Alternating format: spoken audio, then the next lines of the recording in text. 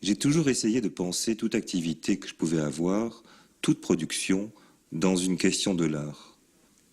Non pas faire de la peinture pour la peinture, la photographie pour la photographie, mais savoir à quel moment la peinture ou la photographie sont dans le champ de l'art.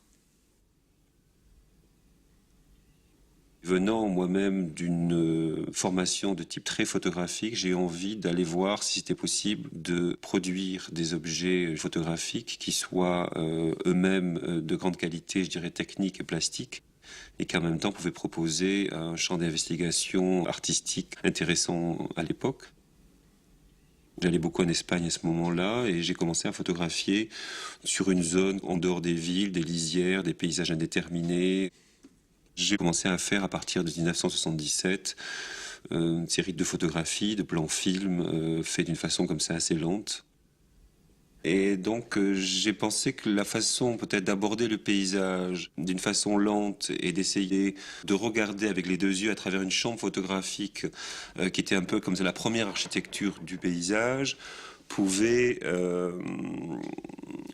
donner dans un résultat final quelque chose qui effectivement était beaucoup plus construit et organisé. Donc j'ai choisi d'utiliser l'appareil le plus grand qui existait à ce moment-là sur le marché, et de savoir que lorsqu'à chaque fois je partais avec 30 kilos de matériel dans le paysage, qu'il fallait à un moment donné se décider de choisir dans la réalité un morceau de quelque chose, considérer le paysage comme matière, comme matériel, et voir qu'est-ce qu'on peut mettre ensemble ou faire coexister dans le cadre de la caméra pour arriver à cet équilibre qui peut porter la photographie au tableau.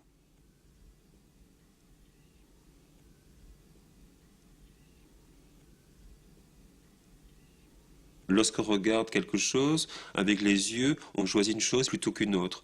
Là, ce qui est intéressant avec la prise de vue opérée de cette façon-là à la chambre photographique, c'est qu'au fond, la chambre ne choisit pas, elle embrasse, elle cadre. Et tout ce qui est dedans, si on l'opère d'une certaine façon, avec une certaine lumière, dans une certaine profondeur de champ, il n'y a plus de hiérarchie dans les sujets et dans les éléments qui constituent l'image, mais il s'annule et le monde ne serait que là.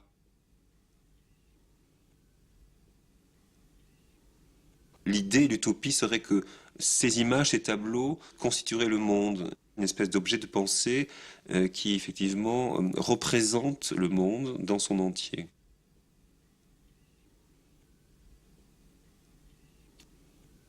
J'aime particulièrement ce tableau parce qu'il est très proche comme ça des préoccupations du début, c'est-à-dire la trace, la terre, le construit, une espèce comme ça d'ambiguïté entre une route qui aurait été faite et puis ensuite pas continuée, ou des choses qui seraient en chantier mais a priori arrêtées. Avec le paysage lui-même qui est, on le voit ici sur la partie gauche, très entamé, donc on voit comme une stratification la terre et la roche. Et puis tout de suite le vert, en fait, ces arbres persistants et qui apparaissent dans la plupart des tableaux au milieu de l'image. Et on connaît dans ces prises de vue dans quelque chose d'instable qui va changer. J'aimais bien ce que j'ai appelé les instantanés lents, c'est-à-dire que mes images, malgré tout, sont un peu comme des snapshots. On sent qu'à un moment donné, l'image est arrêtée sur quelque chose qui est en pleine mutation, qui est en transformation.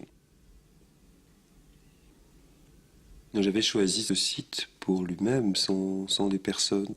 Une école à proximité, les enfants sont sortis et j'avais pas fini mes réglages pour photographier le paysage sans les gens. Et puis tout d'un coup, il y a cet homme à droite qui passe et j'ai appuyé juste au moment, sachant qu'il me le fallait. C'était une vraie révélation parce que cet homme, pour moi, tout d'un coup, je l'ai reconnu comme Pasolini.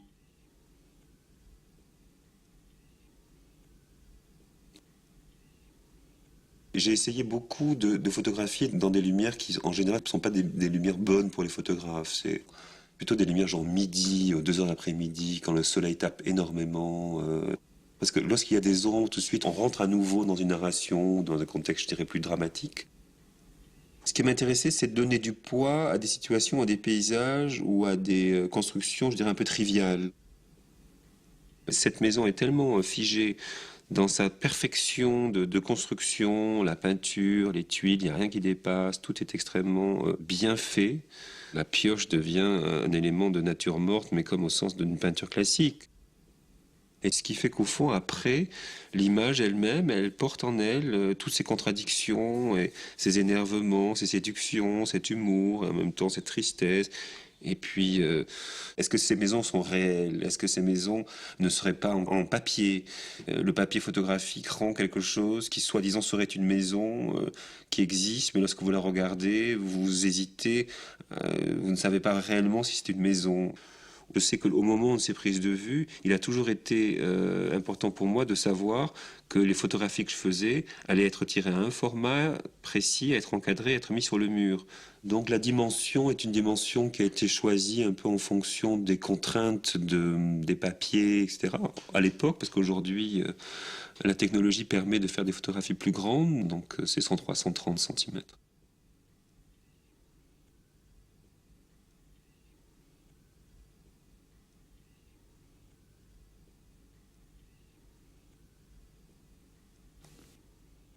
Ensuite, j'ai commencé à travailler sur un terrain autre qui était de l'ordre de la sculpture, des images, des installations. J'avais abandonné la photographie pendant un certain temps et j'ai eu envie en fait de faire 10 tableaux complètement différents, pourtant au même format, suivant le même dispositif et au même endroit, mais qui sont d'une part des photographies verticales, ce que j'avais jamais fait avant, où les éléments qui constituent le paysage sont de plus en plus absents au profit de photographies qui sont très monochromes.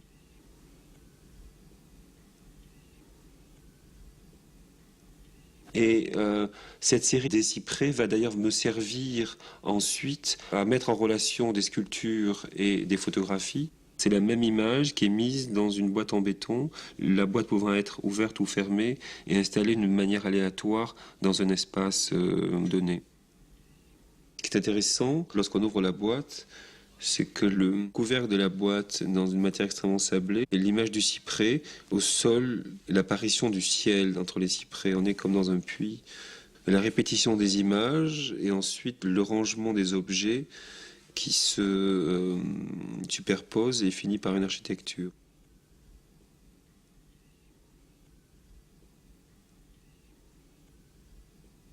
Le dispositif de la série des Lumières fonctionne extrêmement bien parce que ces photographies-là sont trouvées petit à petit. Je sélectionne donc un certain nombre de photographies, je les rephotographie pour les transférer en sérigraphie sur le plexiglas, donc elles sont énormément agrandies.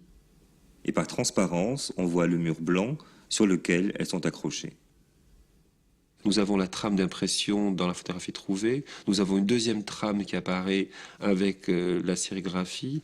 Donc nous sommes dans une expérience aussi visuelle de la structure de la trame en relation avec la texture du mur qui révèle l'image. On a là un lieu qui est aussi dans cette ambiguïté de l'objet, de la photographie et de la sculpture. Je considère ces pièces d'ailleurs plus comme des sculptures que comme des photographies. Dans la première lumière, le bras allume une applique qui produit un halo. Cet halo, au fond, met en évidence le mur.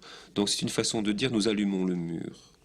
Par la suite, on verra dans les autres lumières le choix de fenêtres et de puits qui permettent de mettre en avant le mur est une façon aussi de dire nous trouvons ces photographies qui sont nos mémoires, mais ces mémoires sont réactivées par le mur du lieu dans lequel on se trouve. Par exemple, ici, il y a dans un premier plan la piscine, un reflet dans la piscine qui est le ciel qui devient un puits sans fond, et ce puits sans fond, qu'est-ce qu'il est dans notre dispositif? C'est le mur. Et au fond, il y a comme une projection d'une image, des réminiscences qui est la ronde des enfants, comme si c'était un collage.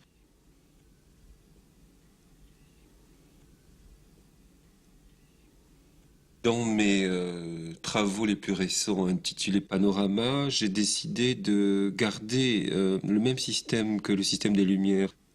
Ces dessins sont photographiés, deviennent un film. Ce film est sérigraphié sur le plexiglas et devient lui-même cet objet ambigu qui est celui d'un dessin augmenté et agrandi. Ces dessins eux-mêmes, mis en avant du mur, produisent donc des objets assez hybrides, assez ambigus, entre une peau comme une référence à la photographie, quelque chose comme une surface sensible. Et toutes ces expériences, toute cette progression que l'on peut suivre depuis le début m'amène effectivement dans des relations croisées à tenter des expériences plastiques et visuelles qui se répondent.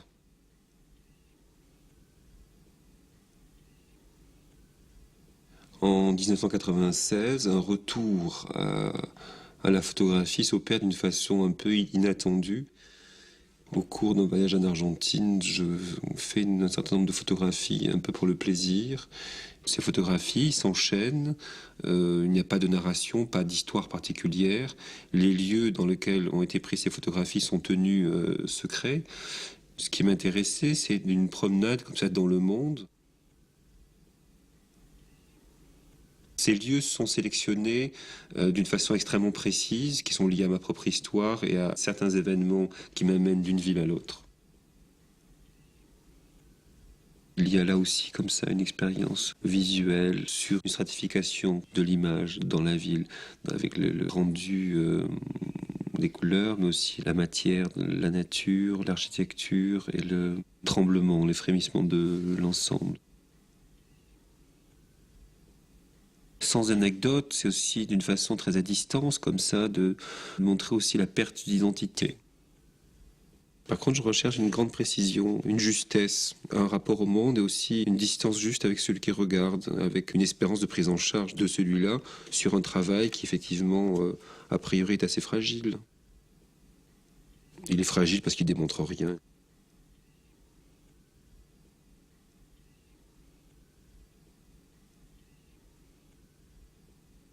L'important pour moi, autant dans des groupes de photographie que dans les sculptures et tout ça, c'est cette physicalité d'une chose qui est là. Voilà, elle est là pour celui qui la regarde. Mais avec une volonté d'une plus grande exigence quant à l'utilité de l'art aujourd'hui et à la relation possible du spectateur avec ce qui ne sert à rien, ce qui est pour moi la plus grande définition de l'art et ce qui aide à vivre. C'est tout.